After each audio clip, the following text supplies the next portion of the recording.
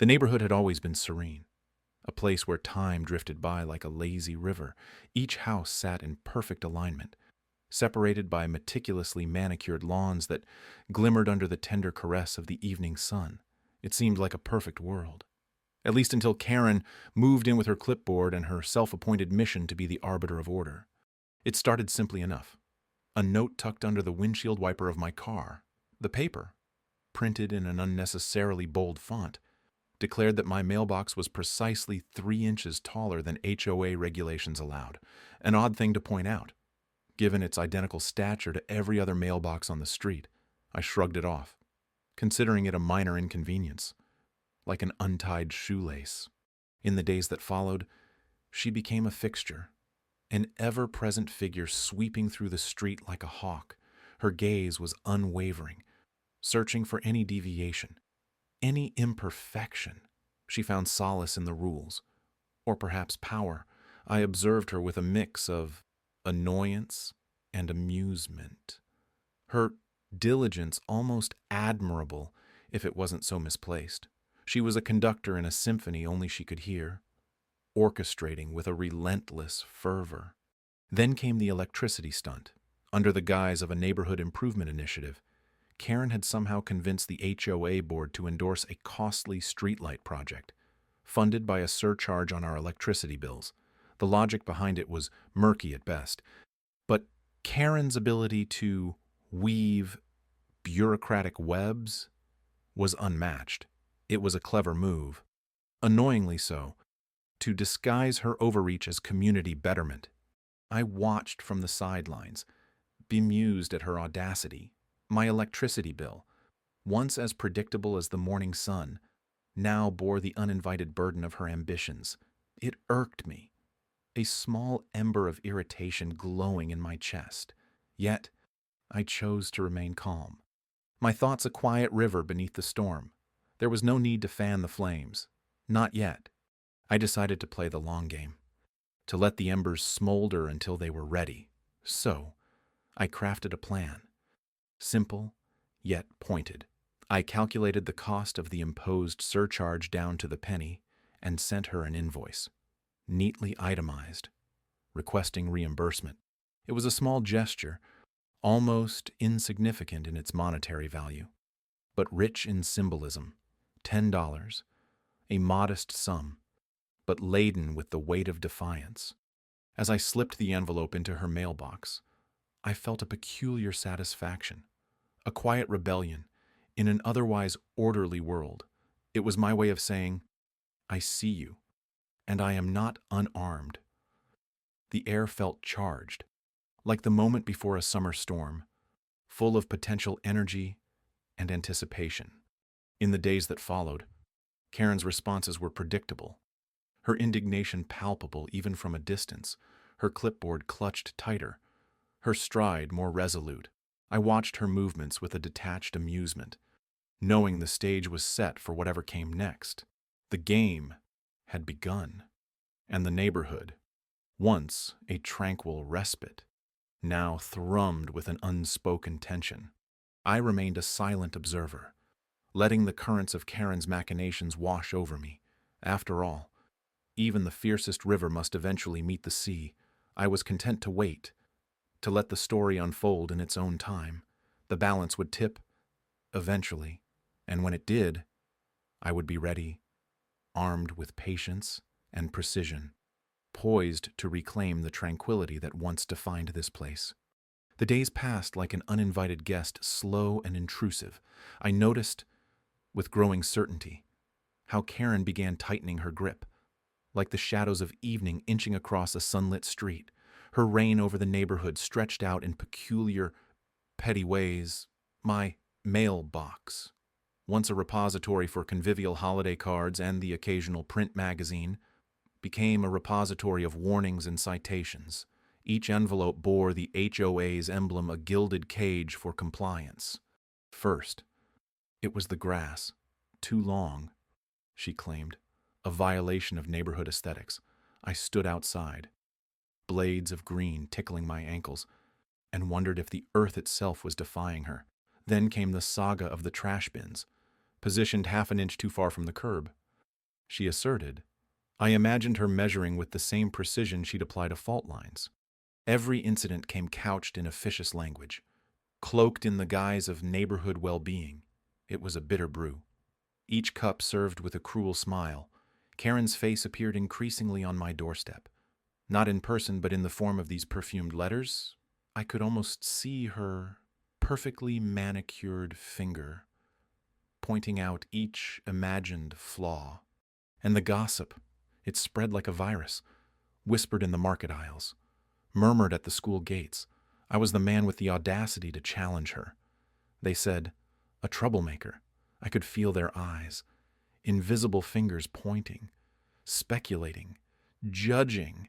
It was a circus of whispers, and Karen was the ringmaster, cracking her whip of innuendo and false concern.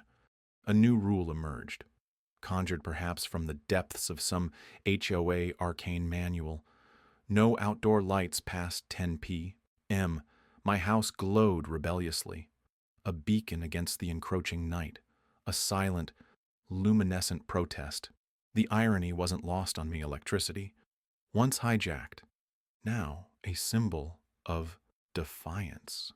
On a particularly still morning, I watched as the world outside my window moved in its usual rhythm.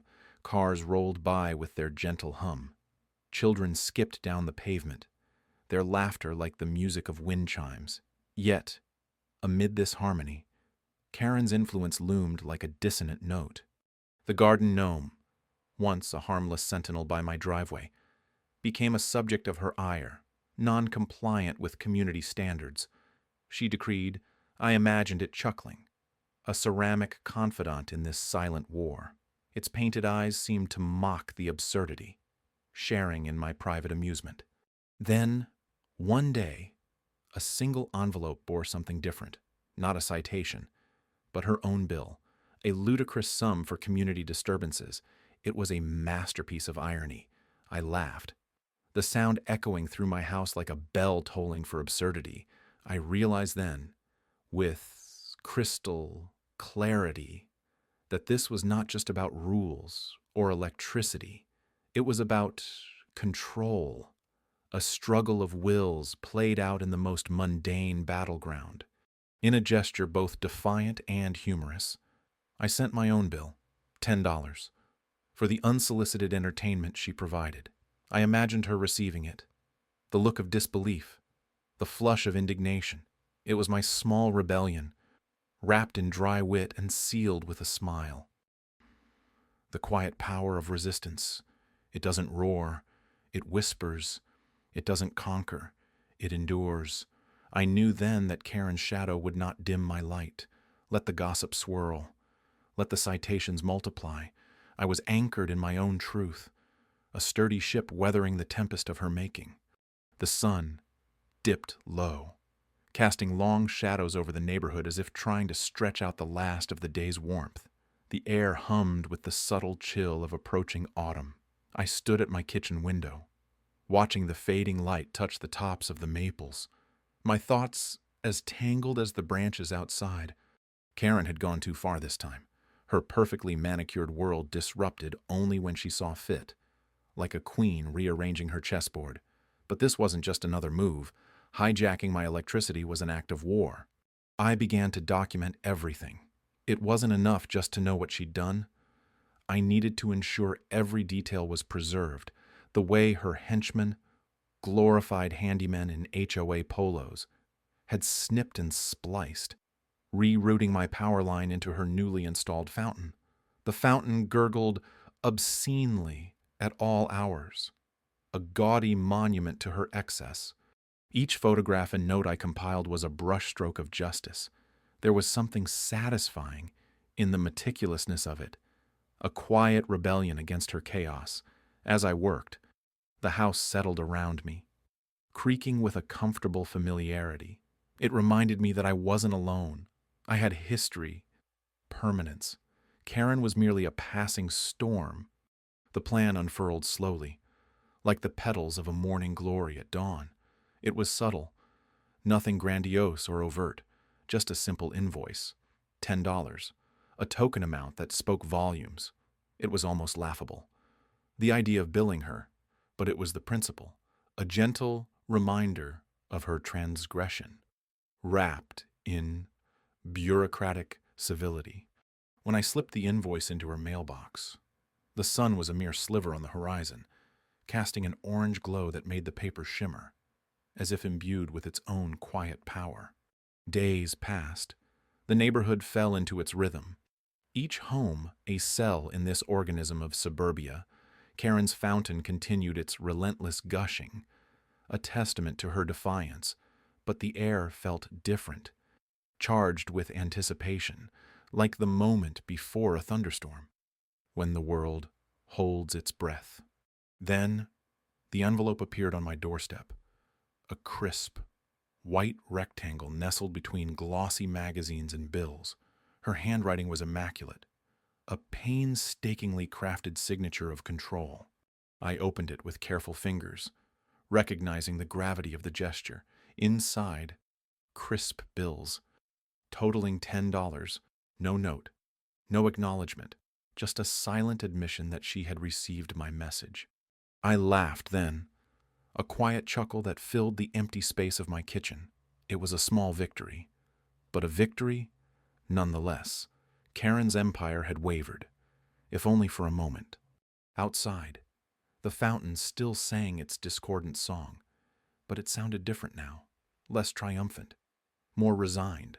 I watched the water catch the last glimmers of sunlight, refracting them into a prism of color that danced across the lawn, a reminder that even in the smallest of battles, there was beauty to be found.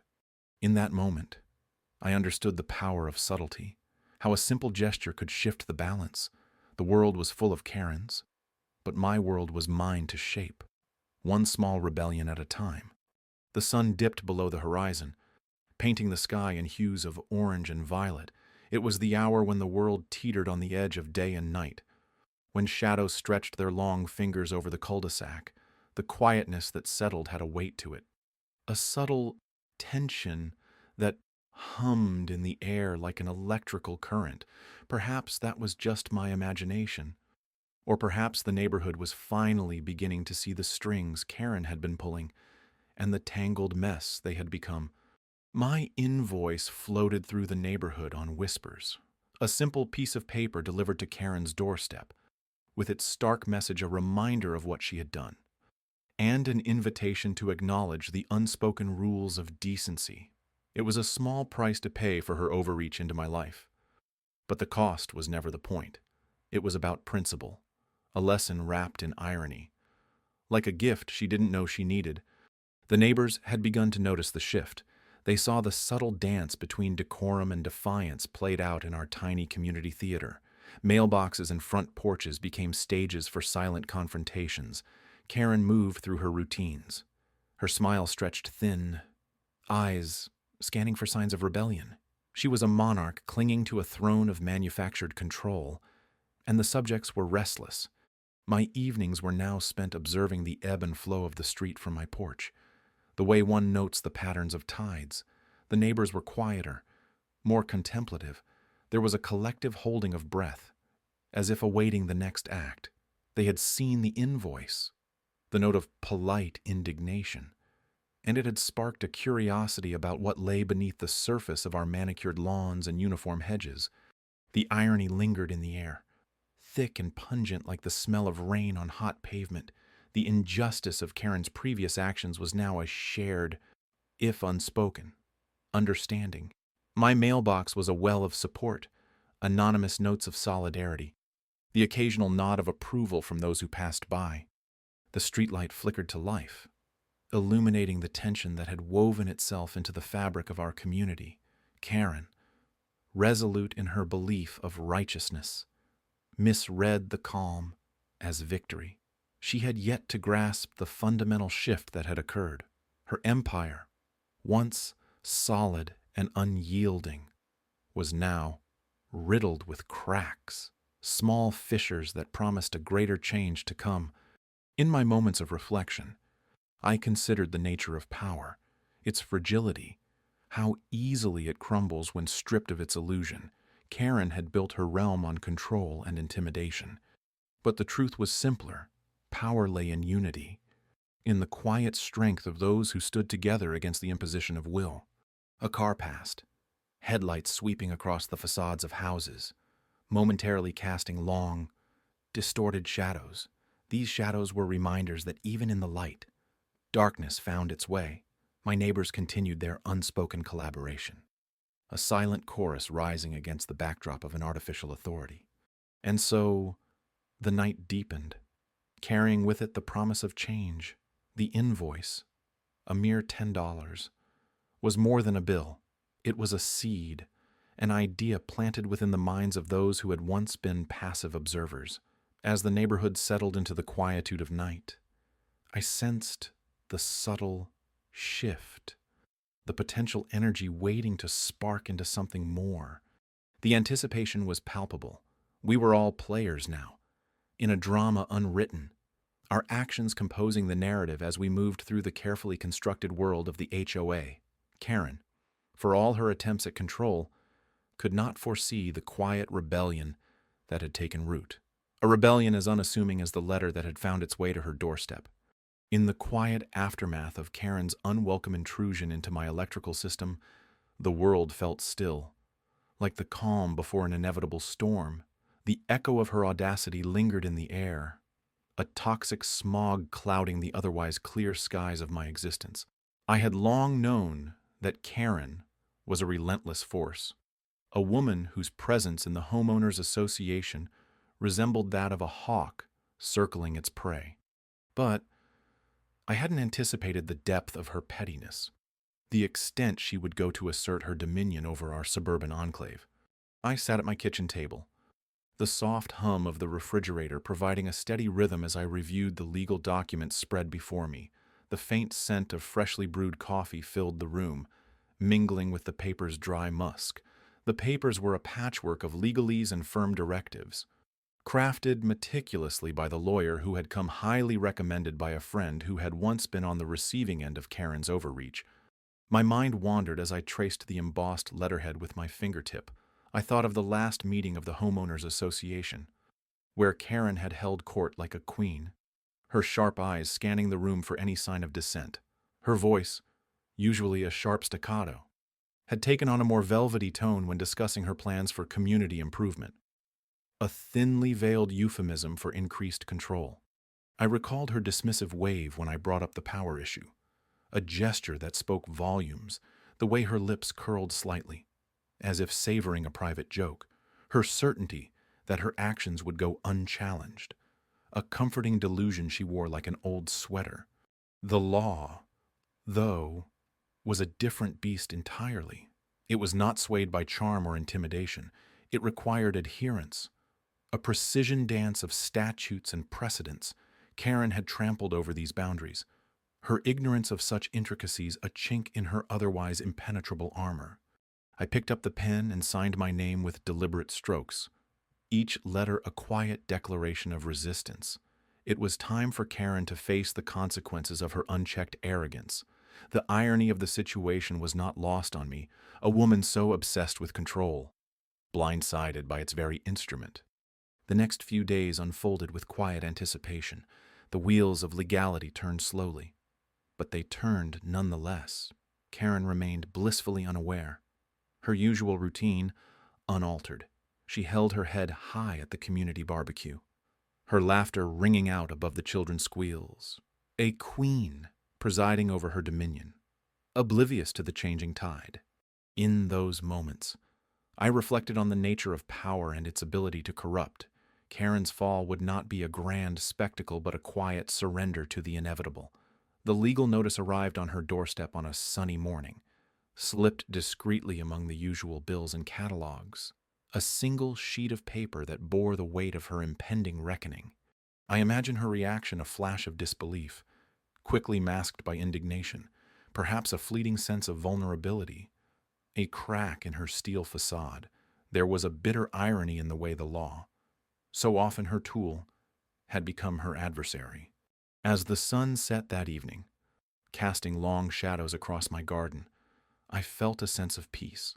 The 10 bill had been a mere jest, a symbolic gesture, but the true cost of her actions was far greater. Etched in the ink of a legal document, Karen's reign was over. Not with a thunderous clash, but with the quiet rustle of paper. Power demanded accountability. And justice, though slow, was inexorable. The storm had passed, leaving a serene calm in its wake. I sipped my coffee, savoring the taste of hard-won freedom. The day dawned, still and heavy. Like the moments before a summer storm, I could almost feel the air quivering with anticipation. There was a peculiar calmness in the neighborhood, a tangible pause as if our small suburb collectively held its breath. The usual clatter of early morning routines seemed muted, as if the houses themselves were waiting for the resolution of the drama that had gripped us all. Karen had overstepped. Everyone knew it.